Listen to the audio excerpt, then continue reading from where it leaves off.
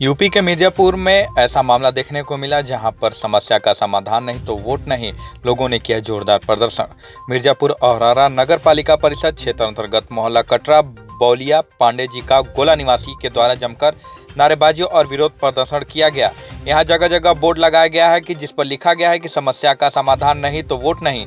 यहाँ के लोगों का आरोप है कि कई दशकों से रहते आ रहे हैं। हम लोगों का आसियाना नगर की प्रतिष्ठित परिवार रहा। पांडे जी की बेटी वीना पांडे द्वारा भूमि से बेदखल करने हेतु रोज नए नए हथकंडे अपनाए जा रहे हैं, जबकि पांडे जी के द्वारा सभी रहवासियों को भूमि लिखा पढ़ी में दिया गया है। स्थानीय लोगों ने बताया कि 15 अगस्त 1947 को देश आजाद होते ही चौधरी चरण सिंह ने इस उत्पीड़न को जड़ से उखाड़ फेंकने का बीड़ा उठा लिया।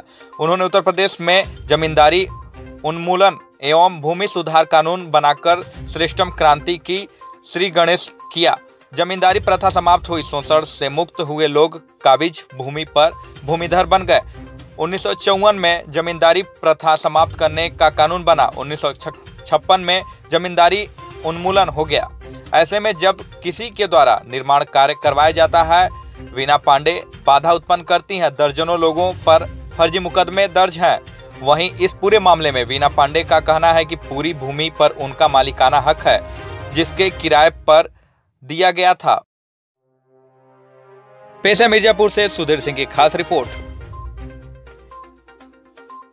मेरा नाम दुर्गेश्वर गुप्ता है।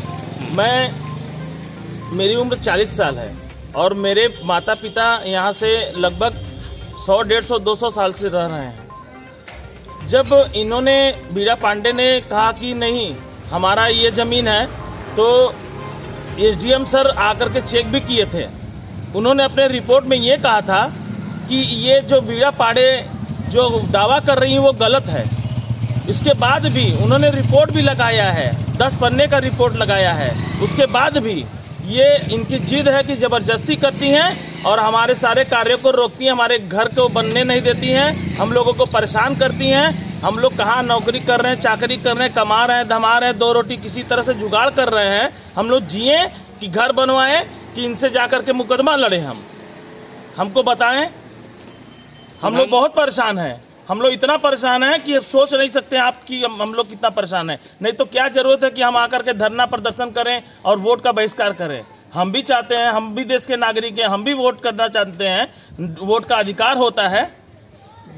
मगर उत्पीड़न हम लोग का इतना हो रहा है कि हम लोग आज मजबूर हो गए हैं कि हम वोट का बहिष्कार कर रहे हैं। तो समस्याएं नहीं हल होगी तो वोट आप लोग देंगे कि नहीं देंगे? नहीं, समस्या हल नहीं होगी तो हम वोट नहीं देंगे। इसकी सूचनाएं ऊपर तक गई है? बिल्कुल गई है। हम लोगों ने सबको अपनी तरफ से सारा हम लोगों ने रिपोर्ट सबमिट कर दिया है। अब आगे देखते हैं क्या निर्णय निकलता है। जैसा निर्णय निकलेगा, अगर हमारे पक्ष में निर्णय निकलता है, जैसा कि एसडीएम साहब ने कहा है, अगर वैसा निर्णय निकलता है तो हम उनका दिल से आभार व्यक्त करते हैं।